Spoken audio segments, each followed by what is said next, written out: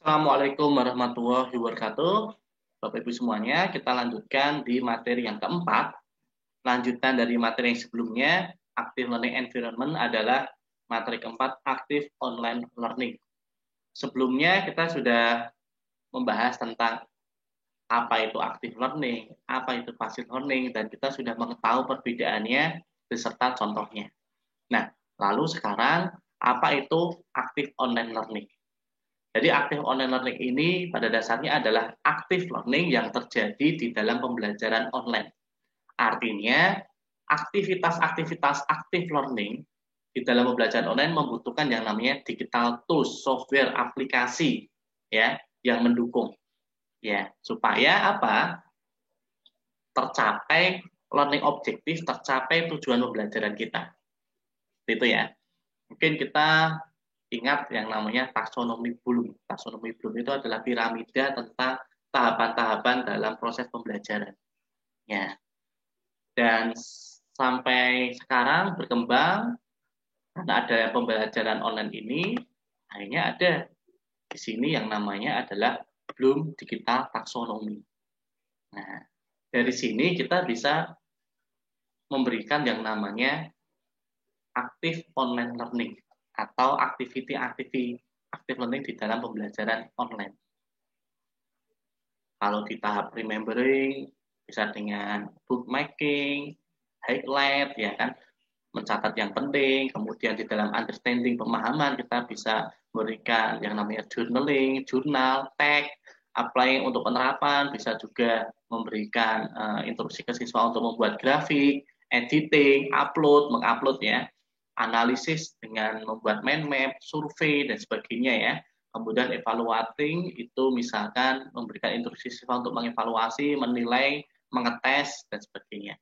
Kemudian di tahap grade, ya siswa bisa membuat film, podcast, rekaman, dan sebagainya. Banyak sekali.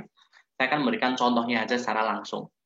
Nah, untuk bisa membuat activity ini tentunya kita perlu yang namanya itu tujuan pembelajaran atau learning objective. Nah, contohnya seperti ini. Misalkan kita punya learning objective ini. Siswa diharapkan mampu melisankan puisi hasil karya pribadi dengan lafal, intonasi, dan ekspresi yang tepat. Nah, di beberapa pertemuan kita punya tujuan pembelajaran ini setelah kita memberikan pembelajaran, setelah memberikan materi penjelasan. Nah, aktivitinya apa di dalam pembelajaran online, di dalam online teaching, kita bisa memberikan yang namanya activity ini. Dengan menggunakan Padlet, siswa praktek membacakan puisi yang kemudian dievaluasi oleh siswa lain. Nah, ini adalah active learning-nya di sini. Padlet itu adalah digital tools. Ya, di dalam channel saya ada tutorialnya. Jadi, di dalam Padlet itu adalah bentuk kolaborasi ya. Siswa bisa merekam audio bisa, video bisa. Yang kemudian di situ ada kolom untuk yang namanya itu berinteraksi dengan siswa lain. Nah, di situ kita bisa manfaatkan untuk yang namanya itu mengevaluasi, memberikan feedback, respon, dan sebagainya. Nah, itu yang pertama. Contoh yang kedua, misalkan tujuan pembelajarannya setelah pembelajaran siswa mampu menganalisis dampak dari pandemi terhadap perekonomian.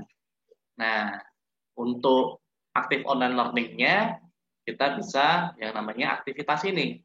Dengan menggunakan idea board, siswa melakukan brainstorming untuk menganalisis dampak pandemi terhadap perekonomian. Idea board ini juga ada tutorialnya di channel saya. Jadi idea board ini semacam papan kolaborasi. Siswa bisa memberikan idenya. Kalau bisa menganalisis dampaknya apa sih pandemi ini terhadap perekonomian Indonesia ini, nah, mereka bisa memberikan pendapatnya masing-masing. Dan tentu saja juga bisa dilihat oleh orang lain, ya. Yang namanya brainstorming itu bukan diskusi ya, tapi mengeluarkan pendapatnya masing-masing. Kemudian yang ketiga, misalkan pembelajarannya tujuannya siswa mampu dengan kreatif membuat desain tata letak ruang kantor sesuai kaidah 5P misalkan. Nah, jadi aktif online learning-nya apa? Aktivitinya.